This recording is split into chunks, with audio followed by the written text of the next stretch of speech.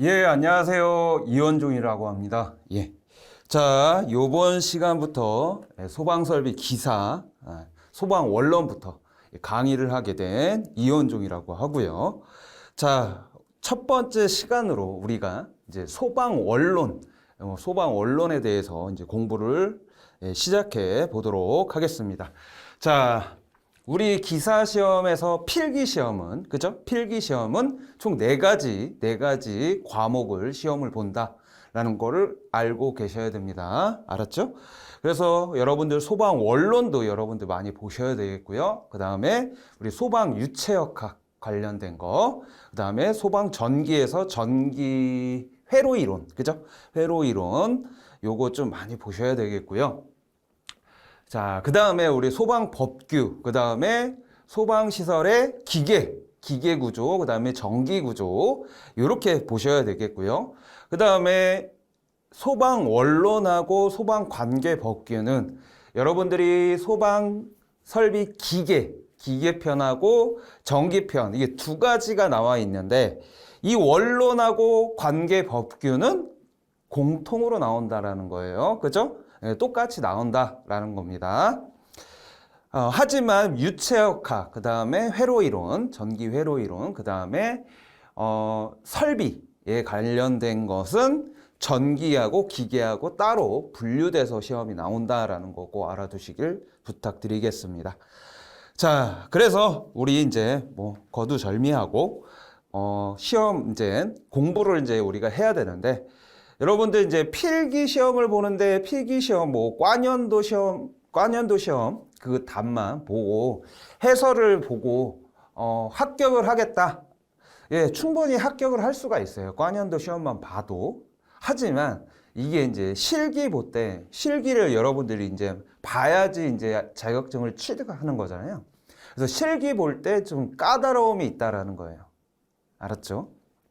그래서 필기 공부할 때 여러분들 기초적인 소방 지식을 여러분들이 지금부터 쌓으시면 되는 겁니다. 알았죠? 자, 그러면 이 소방 원론은 이제 여러분들이 이제 소방 기사 시험, 기사 자격증을 딴 다음에 계속해서 여러분들이 기사 자격증만 취득하고 그거를 제가 끝까지 가져갈 건 아니잖아요. 그죠? 더 한 단계 한 단계 여러분들이 높이 올라가야 되는데, 이 높이 올라가면 올라갈수록 소방과 관련된 내용을 많이 공부를 해야 돼요. 그죠? 많이 접해야 되고요. 그런데 이 소방 원론은요, 여러분들이 나중에 이제 기사를 따고, 그 다음에 이제 관리사나 기술사 시험에 도전을 할 텐데, 관리사 시험에서도 나오고요. 기술사 시험에서도 이 소방 원론은 기본적으로 나오는 문제들입니다. 그러니까 지금 소방 기사 공부를 할 때 조금 완벽하게, 소방이라는 거는 불과 관련된 내용이구나. 그죠? 이 불과 어떤 화학적 현상이 일어나고 화재 역학적으로 어떤 공식이 있고 어떤 계산이 필요한가.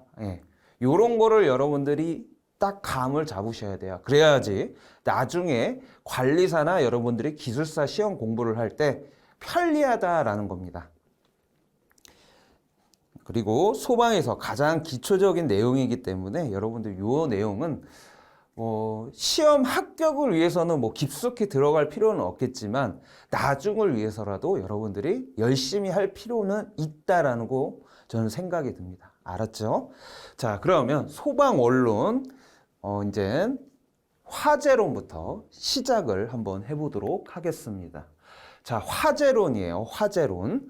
여러분들이 첫 장에서 우리 이제 소방 원론에서 여러분들이 처음에 구별을 해야 될 게 있어요. 자, 연소랑 화재랑 구별을 할 줄 알아야 돼요. 연소. 연소는 무엇이고, 화재는 무엇이냐. 그죠?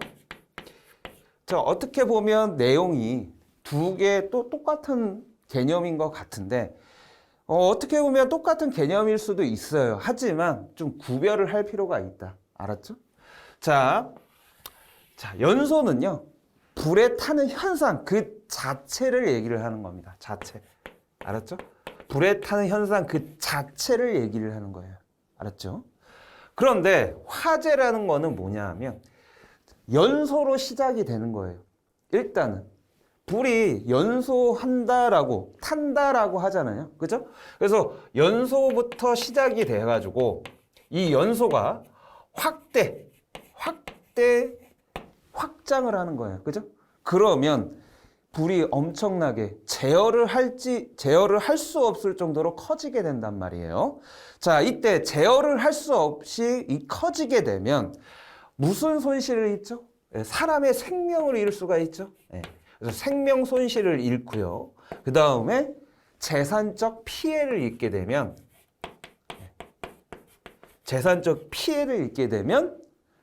그거를 우리는 화재라고 얘기를 하는 거예요. 알았죠?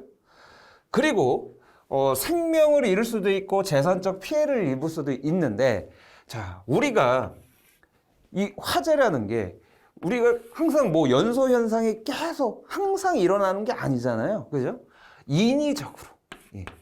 인위적으로 우리가 원하지 않았는데 연소가 된 거예요.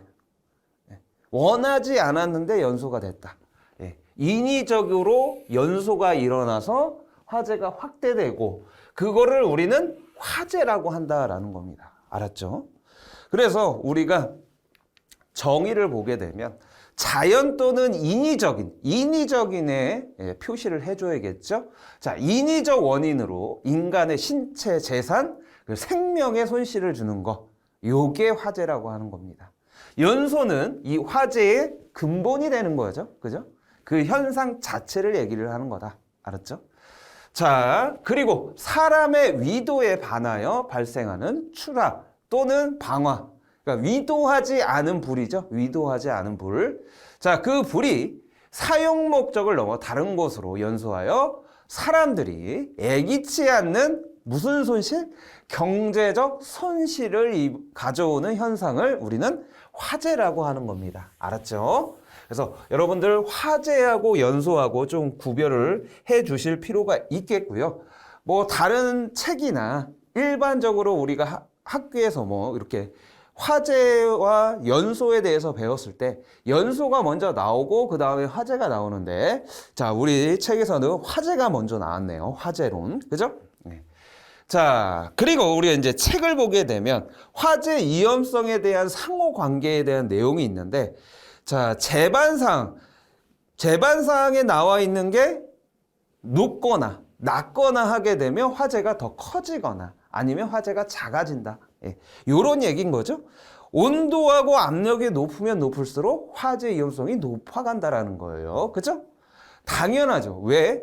우리 모든 물질들은 원자로 구성이 되어 있고 이 원자들이 모여서 분자를 구성합니다. 이 분자 덩어리들이 우리가 사용하고 있는 뭐 물체나 우리 들어 마시는 이런 공기 이런 게 다 분자로 이제 형성이 되어 있죠.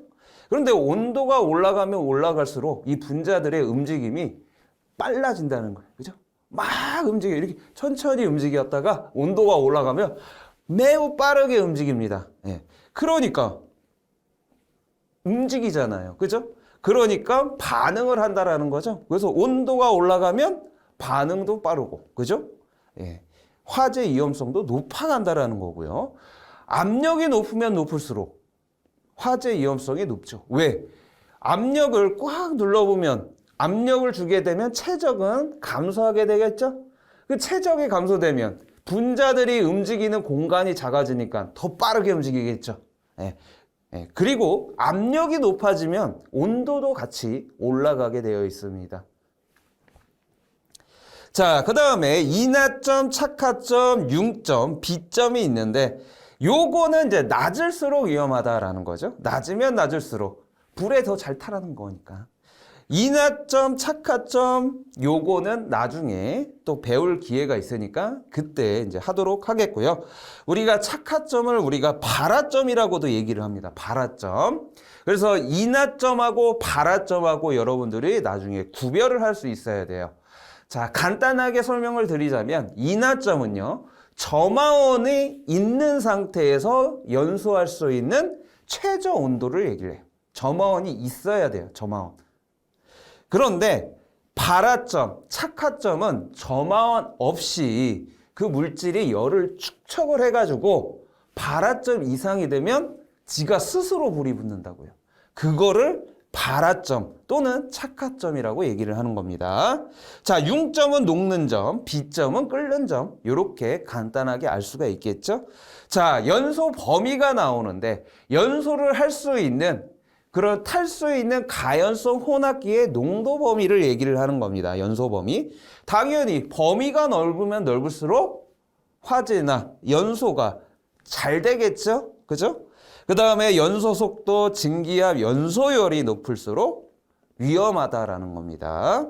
요거는 여러분들이 그냥 상식적으로 알아뒀으면 좋겠고요. 자, 그러면 우리가 이제 화재하고 연소하고 우리가 구별을 해서 이제 공부를 해봤는데 우리나라에서는 이거를 구별을 하고 있습니다. 화재를 구별을 해야 돼요. 왜? 가연물. 탈 수 있는 물질을 우리는 가연물이라고 하는데, 그죠? 탈 수 있는 모든 물질을 우리가 가연물이라고 얘기를 합니다. 자, 가연물이 탈 때 다 똑같이 연소가 돼서 똑같은 연소 현상으로 탑니까? 아니죠. 그죠? 가연물의 종류에 따라서 이 연소 현상도 달라지게 된다고요. 그죠? 그런데 그룹이 있을 거 아니에요. 가연물 얘네 그룹은 요런 연소 현상을 나타내네. 요 그룹은 또 다른 현상을 나타내는데, 그죠? 이 연소 현상을 구별을 해가지고 우리나라는 화재를 구별을 합니다. 알았죠?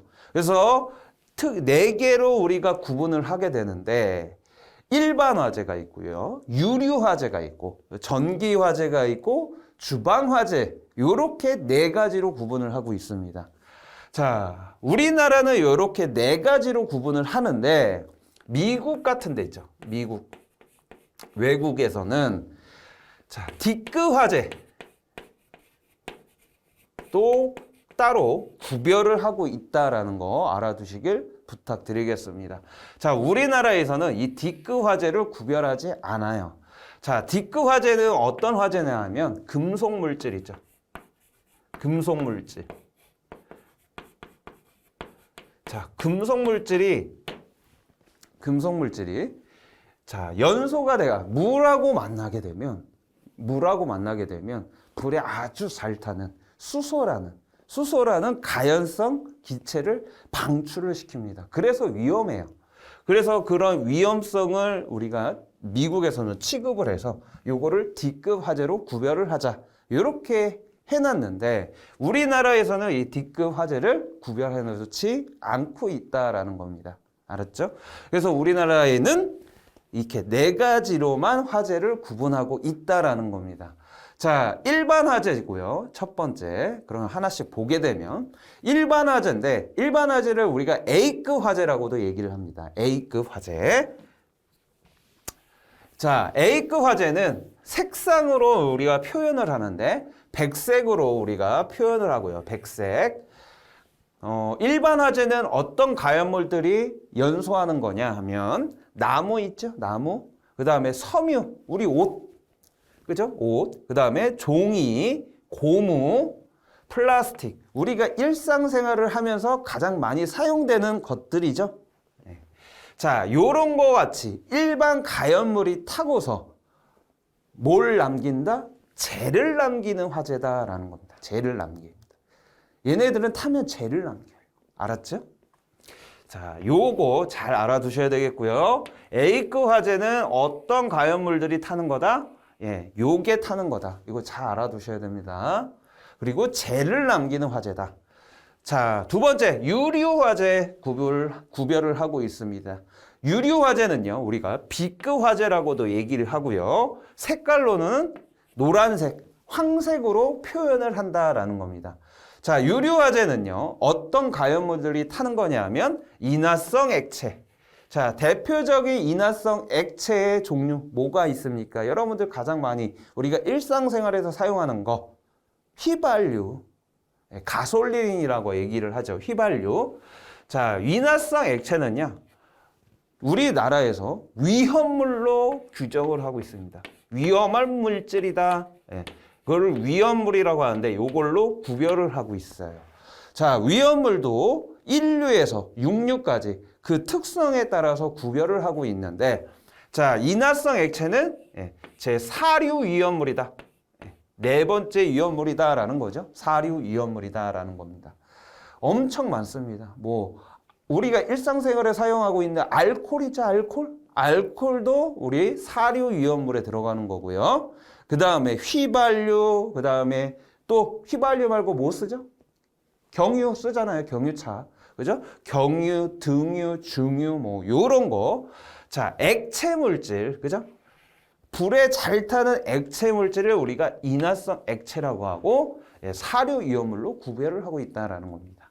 나중에 우리가 이제 이 사류 위험물의 종류하고 몇 가지 특성만 알고 계시면 돼요. 제가 말씀드리는 것만 여러분들이 종류 조금만 알아두시면 시험 문제 푸는 데는 아무 지장이 없다라는 겁니다.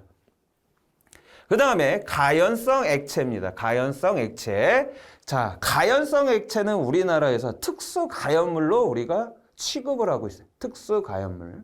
특수 가연물도 아주 불에 잘 타는 물질을 우리가 특수 인화물, 특수 가연물이라고 하는데, 특수 가연물은 소방법에 제시가 되어 있어요. 그리고 석유 또는 그리스 우리 요거 뭐 마찰을 좀 줄여주기 위해서 바르는 그리스 있죠. 그다음에 타르, 오일, 도료, 페인트 같은 거죠. 페인트, 솔벤트는 페인트 지우는 거죠. 네. 냄새가 많이 나잖아요. 이런 거. 그죠? 휘발유 냄새, 레커, 알코올, 그다음에 인화성 가스까지. 우리 가스 화재가 발생됐다. 그 가스 화재는요, 우리나라에서는 유류 화재, B급 화재로 취급을 한다라는 거예요. 알았죠? 만약에 여러분들이 집에서 사용하고 있는 LPG나 LNG를 사용하다가 여기서 불이 난 거예요. 그러면 얘는 우리나라에서는 B급 화재로 구별을 한다고요. 알았죠? 가스 화재도 B급 화재다. 자, 그리고 얘네의 특징은 뭐냐? 재를 남기지 않는 화재다. 자, A급 화재, 일반 화재는 재를 남기는데 B급 화재는 재를 남기지 않아요. 자, 그리고 세 번째 전기 화재입니다. 전기 화재는 C급 화재라고도 얘기를 하고요. 색깔은 청색이에요. 청색. 그죠? 만약에 이 색깔, 화재에 대한 이 색깔로 구별을 할 때 가장 많이 나오는 게 요거. 알았죠? 전기 화재. 청색이다. 자, 그런데 전기 화재가 이게 전기 화재다라고 확신을 주기 위해서는 전기 화재네. 요걸로 정확하게 얘기를 하기 위해서는 그 화재가 일어나는 그 기기들 있잖아요. 뭐 텔레비전이나 우리가 사용하는 드라이기. 그죠? 예, 요런 게 전기가 흐르고 있는 상태여야 된다는 거예요. 전기가 흐르고 있는 상태에서 불이 나야 되는 거예요. 알았죠? 그래야지 우리가 전기 화재로 인정을 하고 있는 겁니다. 그런데 내가 코드를 뺐어. 텔레비전 코드를 뺐어요. 그런데 TV에 불이 났네? 그러면 그거는 무슨 화재예요? TV가 뭐로 구성되어 있죠? 플라스틱. TV 플라스틱으로 되어 있잖아요. 플라스틱이 탔다. 플라스틱이 탔다 일반 화재로 취급을 해버린다고요. 알았죠? 그리고 우리가 전선 같은 거 다 전선 피복해놓고 있죠? 예. 그런데 내가 이 전원을 연결을 안 해놨어. 그런데 거기서 불이 났네? 그러면 그것도 일반 화재로 되는 거예요. 왜? 전선 피복도 플라스틱의 일종이잖아요. 그래서 일반 화재로 둔다고요. 그런데 내가 전기를 꽂고 전원을 공급한 상태에서 불이 났다라고 하면 그거는 전기 화재로 보는 겁니다. 알았죠? 예. 자, 요걸 잘 구별을 해주시길 부탁드리겠고요. 자, 네 번째는 주방 화재입니다. 주방 화재. K급 화재라고도 얘기를 합니다. K급 화재. 자, K급 화재는 따로 색깔로 구별을 하고 있지 않아요. 알았죠? 자, 그러면 K급 화재는 뭐냐? 여러분들 주방에서 많이 사용하는 거 뭐 사용해요? 우리 튀김, 치킨이나 뭐 이런 거 튀길 때 식용유 많이 사용하잖아요. 식용유. 그러니까 식용유 화재라고 보면 되는 겁니다. 알았죠? 그러면 선생님 왜 식용유 화재를 따로 구별을 했나요? 얘 유류 화재 아닙니까? 얘는요, 특징이 있어요. 특징. 여러분들도 경험을 해볼 수도 있었을 거예요, 아마. 자, 식용유는요, 인화점 있죠. 불이 붙는 점, 그죠? 요거하고 발화점 있죠? 다른 가연물보다 인화점과 발화점 요 사이가 짧아요. 그래가지고 내가 식용유를 요리하다가 식용유에서 불이 났다. 그러면 뚜껑 덮잖아요. 딱 뚜껑 덮어. 프라이팬하고 뚜껑 딱 덮으면 딱 꺼지겠죠. 그런데 내가 뚜껑을 꺼진 줄 알고 뚜껑을 다시 제거를 하니까 도로 다시 불이 붙는다 이거예요. 이런 특성이 있어요. 식용유는. 그래서 불이 잘 안 꺼져. 그러니까 재발화가 잘 일어난다라는 거예요. 자, 그래서 그런 특이한 점 때문에 따로 화재로, 케이크 화재로 구별을 하고 있다라는 겁니다. 자, 케이크 화재, 이런 식용유에서 불이 났다라고 하면 일반적으로 우리가 이제 K급 소화기를 이용해서 소화를 하는데, 이 K급 소화기는 주성분, K급 소화기 안에 들어가 있는 소화약제의 주성분은 뭐다? 강화액이다라는 거예요. 강화액. 강화액은 K2CO3 이렇게 화학식을 씁니다. 이게 강화액이에요. K2CO3. 자, 그래서 우리 이제 소방법, 소화기구, 화재안전 기술 기준에 나와 있는 내용이죠. 그래서 우리나라에서는 화재를 이렇게 4가지로 구분한다라는 거 잘 알아두시길 부탁드리겠습니다. 알았죠?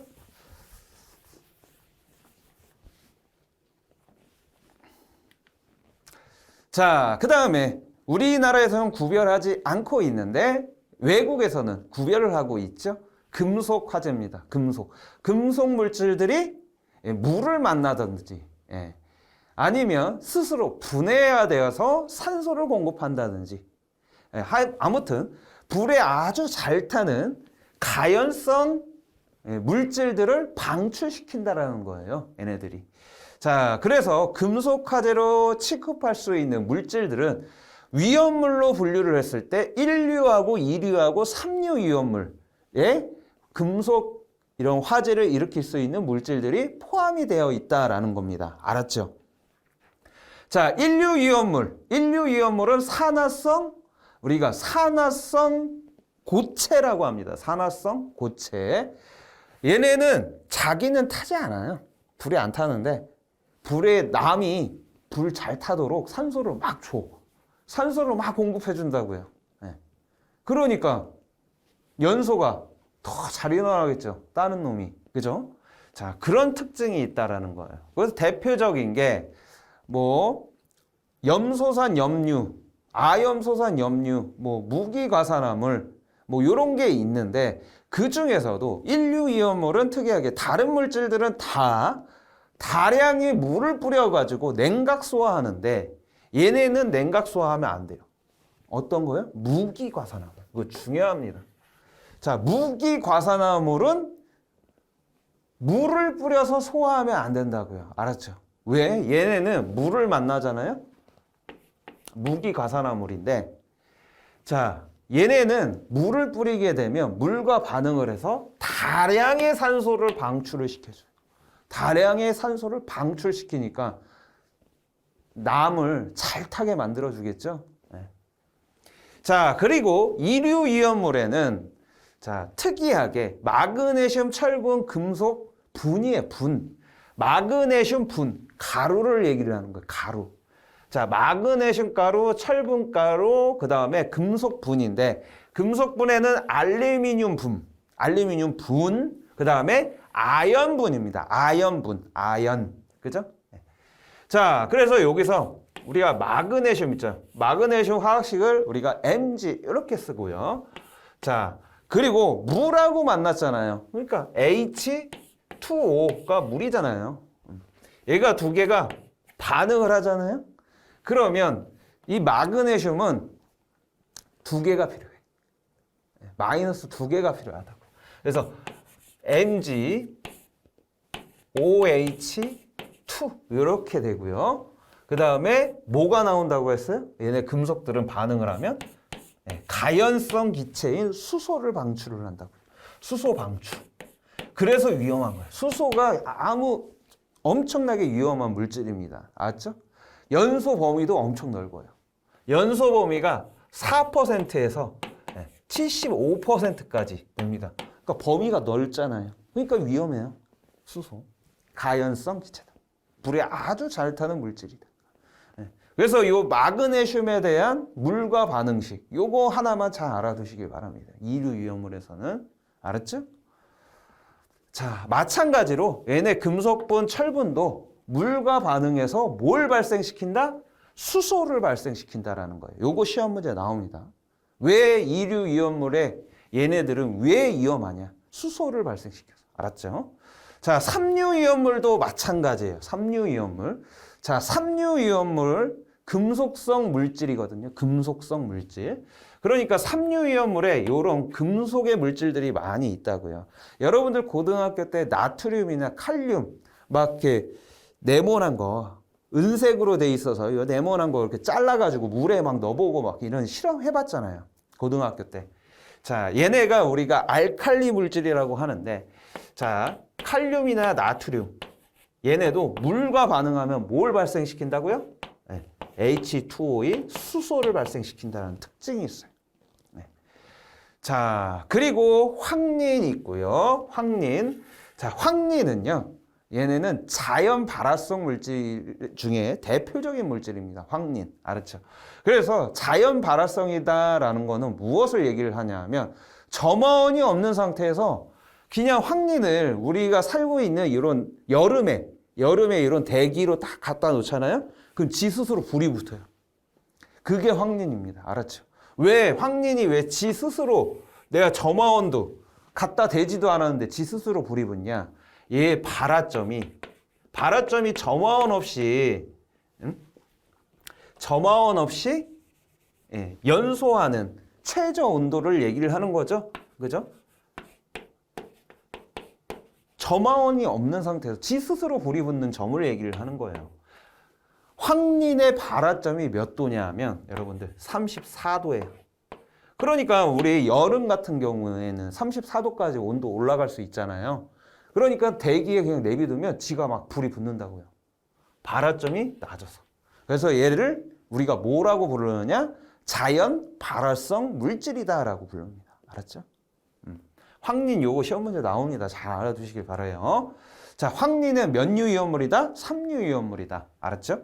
자, 그 다음에 카바이드라고 나와 있어요. 카바이드는 뭐냐 하면 탄화된 칼슘을 얘기합니다. 탄화, 칼슘. 알았죠? 타이어에 있는 거 꺼멓게 탄 거 있잖아요. 카바이드. 옛날에 이제 카바이드 가지고 우리가 이 전등 불 많이 가지고 다니고 막 그랬습니다. 자, 카바이드가 탄화 칼슘인데 CaC2 이게 칼슘이고 이게 탄소죠. 탄소. 얘가 물이랑 만나잖아요. 그러면 얘도 이가하기 때문에 이렇게 되고 얘는 특이하게 뭘 방출시키느냐? C2H2라는 아세틸렌을 방출시켜요. 아세틸렌 매우 중요합니다. 아세틸렌의 화학식이 뭐라고요? C2H2. 알았죠? 자, 아세틸렌을 발생시키는 물질이 뭐다? 탄화칼슘. 탄화칼슘이 물하고 반응을 해서 아세틸렌 가스를 방출시킨다라는 거예요. 아세틸렌은 특이점이 뭐냐면 물질 중에서 연소 범위가 가장 넓은 거예요. 알았죠? 얘의 연소 범위는 2.5에서 81%까지. 맞죠? 2581. 그죠? 그래서 2581. 요거 잘 알아두셔야 됩니다. 알았죠? 아세틸렌의 연소 범위, 그다음에 화학식 잘 알아두시길 바랍니다. 그리고 아세틸렌을 발생시켜주는 물질 탄화칼슘, 카바이드라고도 부릅니다. 요런 게 중요한 식이다. 시험에 나오는 거. 알았죠?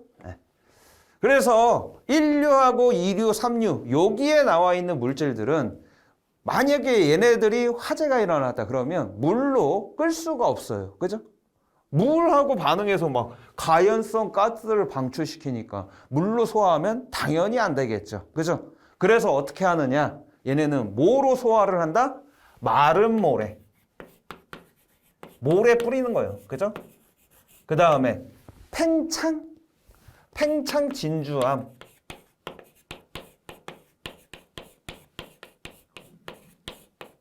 그 다음에 팽창 질석을 이용해서 소화를 합니다. 소화 효과는 뭐예요? 질식 효과죠. 나중에 또 배울 겁니다. 그래서 요 세 가지를 가지고 뭐 한다고요? 소화를 한다라는 겁니다. 요거 시험 문제 무진장하게 나오는 거예요. 그러니까 만약에 시험 문제에 이렇게 나오겠죠. 막 카바이드가 연소가 됐다. 그러면 소화할 수 있는 물질이 아닌 것은 하고 물어보겠죠. 그러면 1번, 2번, 3번 나오고 아닌 물질이 나오겠죠. 뭐 물이 나온다든지. 그럼 물이 정답이 되겠죠. 물로 소화하면 안 된다. 왜? 아세틸렌을 발생시키기 때문이다라는 겁니다. 알았죠? 자, 그래서 여기 삼류위험물 몇 종의 그 반응식이 나와 있어요. 반응식을 보게 되면 위험한 가스들이 방출이 되죠. 그죠? 네. 자, 그래서 제대로 좀 외우기. 이제 몰수도 적어줘야겠죠. 자, 그래서 요런 가스들이 나오기 때문에 위험하다라는 거 좀 추가적으로 알아두셨으면 좋겠습니다. 지금 당장 저 화학식을 암기하면 좋겠지만 이 화학식은요, 여러분들 여기 앞에 있는 몰수 있죠? 네. 몰수하고 뭐 이런 거 다 숫자 암기할 필요 없이 이 화학 반응식은 여러분들 어떻게 공부해야 되느냐? 아, 요게 어떤 거하고 반응하면 뭐가 나오는구나. 요거만 잘 알고 계시면 돼요. 어차피 앞에 있는 요런 숫자, 요 개수라고 하는데 이 개수는요, 나중에 맞춰보면 돼요. 요거 나중에 할 거예요. 알았죠? 화학 반응식을 우리가 어떻게 만드는지, 그리고 개수를 어떻게 만드는지 이거 제가 설명을 드릴 테니까 아, 여기서는 요런 게 나오는구나. 물하고 반응해서. 알았죠? 그래서 물로 소화할 수 없고 뭐로 소화한다? 마른 모래, 팽창질석, 팽창진주암 같이 요런 물질을 이용해서 소화를 한다라는 것만 간단하게 알아두셨으면 좋겠습니다. 자, 그리고 마지막 산불화재인데 산불화재.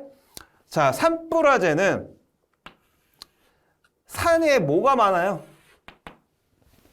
나무들이 많죠. 나무들. 그래서 나무의 어느 부분에서 화재가 났느냐에 따라서 네 가지로 구분이 돼요. 자, 우리가 이렇게 산에 나무들이 있을 텐데, 자, 세월이 흘러가면서 낙엽을 떨어뜨리면서 이 낙엽들이 바닥에서 점점 어떻게 해요? 축척이 되겠죠. 축척이 된다고요. 그러면 여기 밑에 있는 요 밑에 있는 요 흙들은 나뭇가지들이 막 썩어가지고, 그죠? 불에 아주 잘 타는 물질들이라고요. 그죠? 네.